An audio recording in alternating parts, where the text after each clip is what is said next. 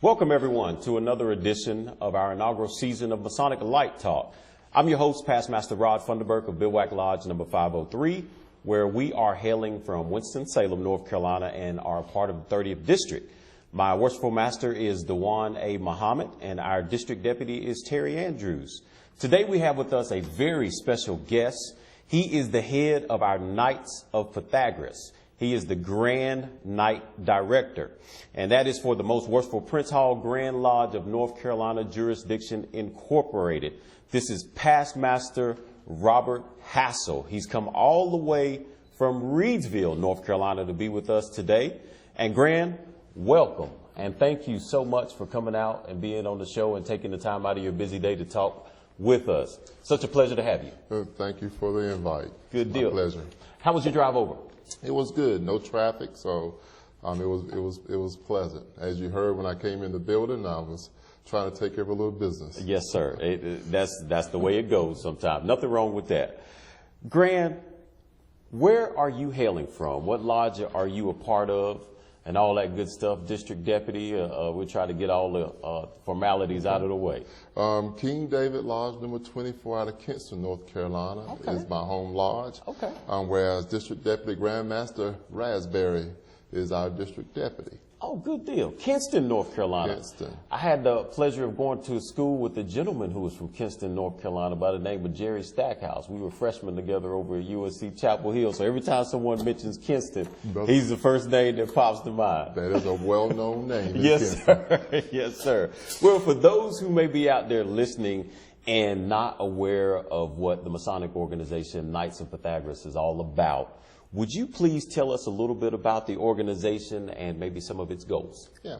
Well, of course, many of our brothers and our sisters know of the Knights of Pythagoras program. Mm-hmm. But, a lot of people who may not be in the order may be a little curious. So I'm going to give you a little bit of history.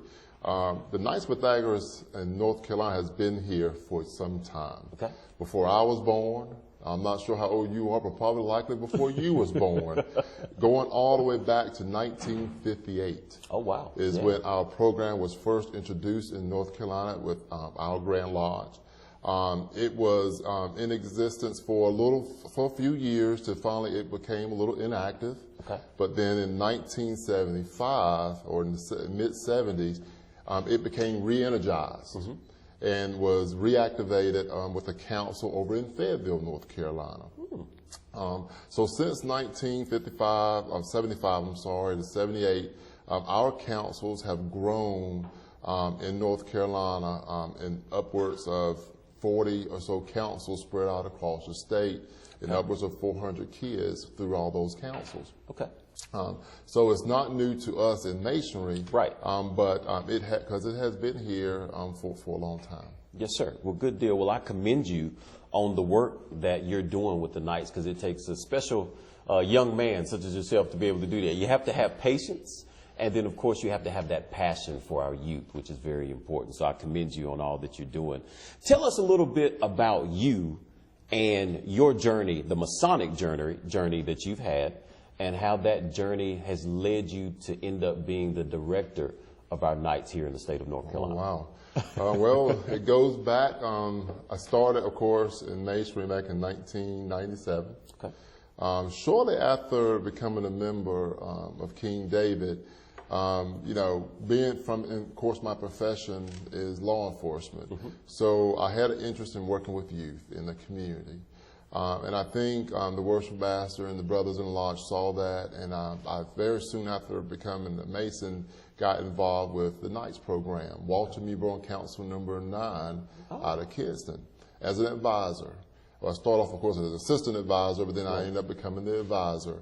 Some time went by as advisor, was later named the District Knight Director for our district. Okay.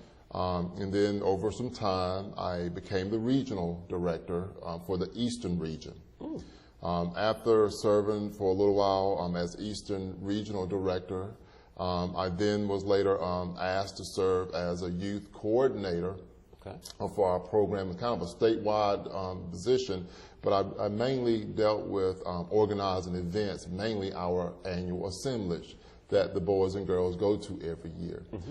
So I spent a few years as our youth director, or not youth director, but our youth assemblage coordinator until just in 2019, our Grand Master, D.T. Thompson, appointed me as the Grand Night Director for our state program. Okay. Well, you've really watched things change, I'm sure, inside of the program for as long as you've been dealing with it. And again, I commend you on all that you're doing. I do have another question for you when it comes to the program. What would you say to a parent who may not be sure, say, about putting their child into the Knights of Pythagoras? You know, how would you convince them that, you know, it is a grand idea? Well, if a parent, one, I don't see any reason why a parent would not want their boy in our program, because their children will be exposed, one, to role models, a positive male role model in their child's life.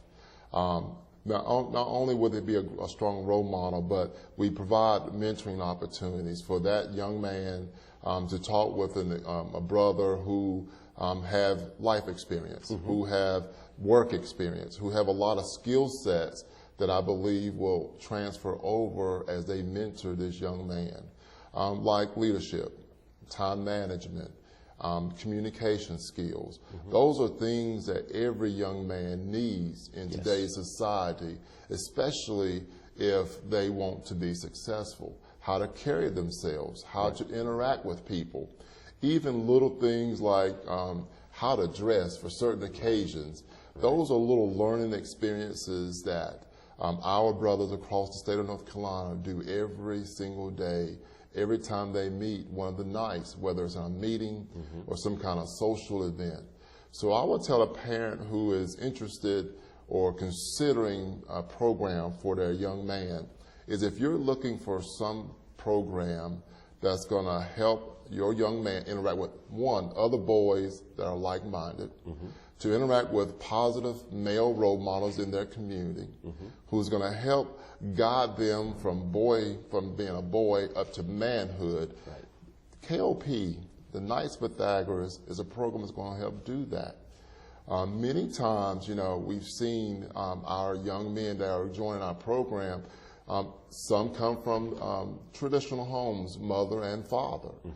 Some come from extended families, but many of them may come from a single family home, whereas usually the mother is one who is doing all of is the head of the household. So to have a positive male role model in these young men's lives is very key in helping them become successful in life. Now, I'm not, saying that the mother is not doing a good job. I think she's doing an outstanding job, because I am a product of being raised in a single parent home, and that was my mother. Yes, sir. But there was positive males in my life as I progressed through age. And K.O.P is that opportunity for those young men who may not have that model, that male role model in their life. Okay, good deal. Definitely. It sounds like a great program. I know our K.O.P is very active here in the 30th District, and they do some good things. And Grand Brother Bailey, who was behind the camera, has been an integral part of our Knights of Pythagoras here in the 30th District. What are some of your main goals and visions for the Knights of Pythagoras? For example, where do you see and would like to see the organization, say, within the next 5 years? Since I was appointed as Grand Night Director, and I know earlier I said 19, I should have said 2018. Time 2018, flies. Okay. Time flies. We have seen new councils that have become a part of our K.O.P family. Yes, sir. Which is a great thing, because these are councils that are starting in communities, whether it's a small rural community or a large or medium-sized city. Those are great. I take great pleasure in talking with brothers in different parts of our state about starting a new council and going through that process. But what really excites me, just equally, if not maybe a little bit more, is reclaiming those councils that have went inactive over the years. Yes. And we have brought back reclaim many inactive councils that have been dormant for 2, 3, 4, sometimes even 10, 15 years. Oh, wow. So that is equally as exciting to me. So our goal is to ensure that myself, along with my regional directors, my 2 deputies, we continue to communicate and work with the brothers across this state who are doing the job. Like you said, Brother Bailey, who's behind the camera, who worked very tirelessly with the boys here in the 30th District to make sure that we are providing that resource and that guidance to them. Yes. But those are the ones who are existing, the ones that are active now. So we got to work a little harder to reach out to those lodges and those brothers who may not remember or may need to be refreshed a little bit about what is K.O.P. Right. and why it's so important to their area and to their community. So to go back, talk with those brothers about how they can get those councils that they had back active to provide this great program to the young men in their area. Yeah, now that is great work, and I'm assuming that's part of your normal day-to-day duties as well, is to make sure that those councils are functioning properly, and if there's any that has gone dormant, like you said, part of your responsibility is to try and get them reactive. Totally. And that has been one of our main priorities since myself and the other brothers in the leadership team for K.O.P. started back in 2018, is to make sure we become a resource, to make sure we have an open line of communication with all our councils that are in existence. Yes, sir. And also to make sure we reach out to those councils that are now dormant or inactive, and to talk with these brothers, to work with these brothers, and giving them the resources and the means to get those councils back active. Good deal. Good deal. What is the biggest problem that you're seeing? Is it maybe a lack of brothers willing to, volunteer and be a part of the organization? Or is it more or less the brothers who've been there have kind of lost the way or kind of out of times? What's been the biggest problem that you've seen of making those councils go dormant? Well, I think it's like any other organizations I've seen over the years that's non-K.O.P.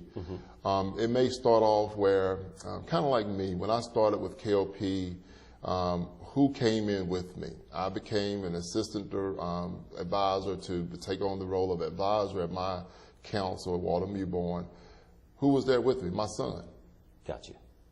Now, my son, he grew up. He progressed out of the program. I think in some areas, some brothers, their children are in it, their child is in it, or nephew, or their own son. They age out, then they eventually graduate, or they gradually go away from the program. Gotcha. And there's not a brother who is able to step up and take on that role. Yes, sir. That's one. Two, I think, we all are busy. I think, brothers, they have jobs, they have families of their own, and trying to find that time to work with another child sometimes can be difficult. Yes, sir. So I find myself reminding the importance of a program like K.O.P. in our communities. And I often remind brothers, when I have every opportunity I can get, right, is look at the news. Look at what's going on in your communities today. Yes, sir. We have crime, and many times those crimes are involving young men. And many times young men of color. Yes, sir. And so I remind the brothers, if you're looking at the news and you see a young man on that television screen, or you hear a young man who have been involved in a crime over the radio, on the airwaves or something, whether he's a suspect or offender, or whether he's a victim, that is possibly a young man that we could have touched in K.O.P. that could have maybe put them on the right path, that have prevented them from either going down the path of offending, committing crime, taking risk out in the community, or possibly a victim. Be there for them, guide them to ensure that they are associating themselves with the right individuals. Yes, sir. Also, someone to talk to when they're experiencing something. For example, something that's prevalent across the state, bullying. This young man will have somebody he can go to if he's experiencing something like that, and to get guidance on what he should do to handle that type of situation. Right. So I often remind our brothers, if if we are not pleased with what's going on in our society, what's going on around you, when it comes down to our youth, mm-hmm. and more specifically our young men, mm-hmm. K.O.P is a part of that solution. So I try to remind them of that, and I believe that has been helpful in getting many of our brothers back involved and engaged with K.O.P. Two, also reminding them what K.O.P is all about today. Right. It's not unusual for me to talk to brothers and they can say, well, back when I was involved, this was occurring or this wasn't occurring. I say, okay, I cannot change the past. Right. I only can help resolve and change what's going on today and make sure we improve and enhance things for the future. Yes, sir. And once I get them in that mindset, they say, well, you know what, Brother Hassell, I like what you're saying. I like what K.O.P is offering now. Right. Then what do I need to do to get more involved and engaged with this program? What do I need to do to get my council either started, a brand new council, or what do I need to do to get my council reactivated? Just the other night, I was speaking with District Deputy Peoples. He called me. They're getting ready to get a brand new council at his lodge. So it's working. Brothers are hearing our message. They're looking at our Facebook page. Yes, they're sir. looking at our website. And they're seeing the great things that we're doing across the state. And they're wanting to get involved with that change in making our community better. Good deal. I commend you on that. That is awesome. You're resurrecting, the councils that have been dormant for a while, and that is awesome. And that's what we need, like you said, in our community. One of the things you mentioned was your Facebook page. I follow your Facebook page a little bit, just to kind of get to know the different brothers who are in the Grand Lodge and just brothers around as a whole. And one of the things that I noticed is you do a lot in the community. Even in your regular job, I've seen where you guys have taken young men, young kids shopping. You're doing a lot of mentoring. So no doubt you are the correct person for this job to be in charge of the nights because you have the passion for it. I can see it in your eyes. But I'd like for you to compare and contrast something for me, if there is a difference. What is the difference, if any, between mentoring young men and then training them possibly to become Masons one day in the future? Is there a difference? No, it depends on who you ask. Okay. But for me, mentoring is, of course, the most important part between the two. Mm-hmm. Because I look at it, if you're mentoring a child, and this young man, is getting something from it. He truly, in his heart and his mind, he knows that by being in this program and working with their brother has made him better. Right. The next progression or the next thought in this young man's mind is, you know what, Brother Bailey, or Brother Hassell, or Brother Jackson, or Brother Brown, mm-hmm. who has worked with me all these years, have been a good person. Right. He has shown and educated me in a lot of different things. He has helped me be successful in my progression to manhood. Right. It's going to come in his mind. Yes, sir. You don't have to hand him an application to become a Mason. He's going to want to emulate what has been a very positive influence in his life.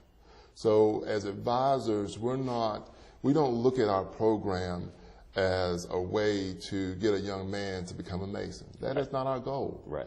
Our goal is to ensure that this young man, this boy, gets the skills he needs, get the guidance that he desperately many times won't, mm-hmm. that's going to help him be successful, that's going to help him be successful in school, it's going to help him be successful in being obedient at home, right. It's going to help him be a successful and productive citizen in our society, it's going to help him one day look back when he is that positive businessman, whether it's a lawyer, whether it's a doctor, whether it's an engineer, whatever he chooses, he's hopefully going to look back and say it started back as an 8-year-old or a 9-year-old or maybe 10, 11 years of age. It started back when I was working with that brother. Yes, sir.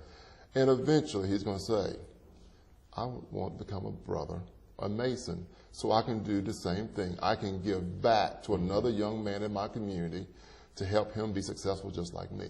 Yes, sir. And I do believe many of our brothers that are involved with K.O.P., many of them were knights when they were younger. Many of them may not have been knights, but they know of a young man who was a knight, and they were wanting to do the same thing, give back to another young man who may be struggling, who may be a little lost, who don't know his way, and just looking for someone to take time with them, someone to talk to, someone to just simply listen to him, yes, who can relate from man to man. Yes, sir. That is what we're all about. It's all about the mentoring. It's all about being that role model for these young men. Becoming Masons later is a secondary thought. Right. It's going to happen. If it's going to happen, it's going to happen. But I have found, even in my own life, I remember being raised in the housing projects. And in the housing projects, many people did not like the police. Right. That's just something you did not Yes, sir. want to be seen around as the right. police. That's right. Well, one day, a young black man by the name of Officer Payne was walking through. Now, that was probably, I believe, my first time really seeing a black officer in the little town of Williamston, North Carolina. Okay. But he asked me to become a Boy Scout, a police explorer. Okay. And I was a little hesitant because I knew how many people in my neighborhood felt about the police. Right. But I did it. Right. And working in that program, the Police Explorer program, working with Officer Payne, it planted that seed in my mind that I wanted to be like this strong figure of a black man that I saw that day in the housing projects one day. Right. That was the first time I knew, without a shadow of a doubt, that when I grow up, I want to be a police officer. So I think the same kind of thing happens with our young men who are participating in our program. If they're getting something positive from it, if they see the positive attributes in that brother, yes, sir, then they're going to want to emulate that. And they hopefully are going to see that Masonry, Prince Hall Masonry has done that. And they're going to want to be a part of that organization when they get older. You're exactly right. And that's a perfect example. And hence, you are now in law enforcement, to be more specific, Chief of Police. And congratulations on that feat. That is awesome. So DT, our Grand Master, has done the right thing by putting you in charge of our Knights. So congratulations. And DT is somebody who, of course, believes in our team concept. Team, being an acronym, TEAM, transparency, education, accountability, management. What do you think that whole concept that DT has come up with in team mean in Masonry, especially here in North Carolina, going forward? And do you think that team concept has helped to improve the brothers' confidence in our organization? Wholeheartedly. Each one of those attributes that our Grand Master have pushed forward across the state is going to help Masonry, Prince Hall Masonry, become stronger. It's going to help us become more vital and more essential in our communities across this state. Help our lodges be stronger, more involved, which translates to more involved brothers, to be yes, more sir, involved in K.O.P. Right. And every member of our team believes in the team concept in everything that we do when it comes down to our youth in K.O.P. And I believe the same is going to happen with us. We're going to become a stronger organization that's going to be better prepared to help our kids as we move into the future. Good deal. Awesome. Well, we're getting to the end of Masonic Light Talk, but before we go, I'd like to know, is there anything else that you would like to share with us here on Masonic Light Talk, whether it's more info about the K.O.P., anything going on in your district, whatever you'd like to share with us? Yeah. Well, I always take the opportunity, if there's any brother across this great jurisdiction who want to know or want to be able to give back. Yes. More specifically, give back to our youth, give back to our young men. The North Carolina Council Order, Knights of Pythagoras, is the way to do that. Right.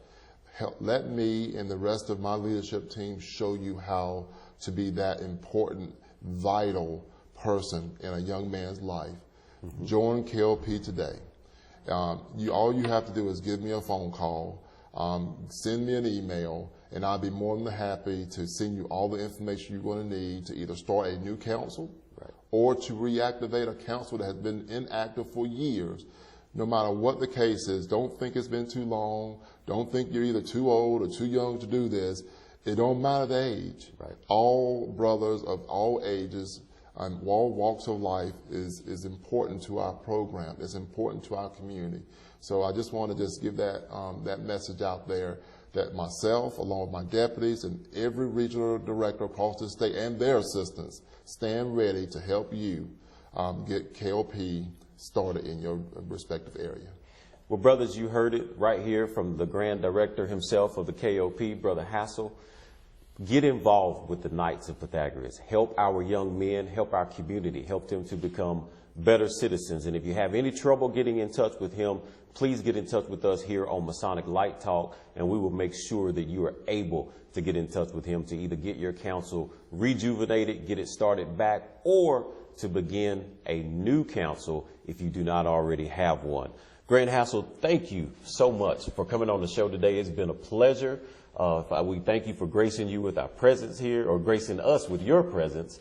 And I tell you what, I hope that we have you back soon, because you have been a pleasure to speak with today. And thank you again. Thank you so much. And Prince Hall family, we want to thank you for tuning in and listening to this edition of Masonic Light Talk. It is featured today Grand Brother Robert Hassell, who is the head of our Knights of Pythagoras here in the state. And for those of you who are not a part of the Masonic family, remember, it's not a hard thing to do. In order to be one, all you have to do is just ask one. I'm your host, Past Master Rod Funderburk of Bivouac Lodge number 503.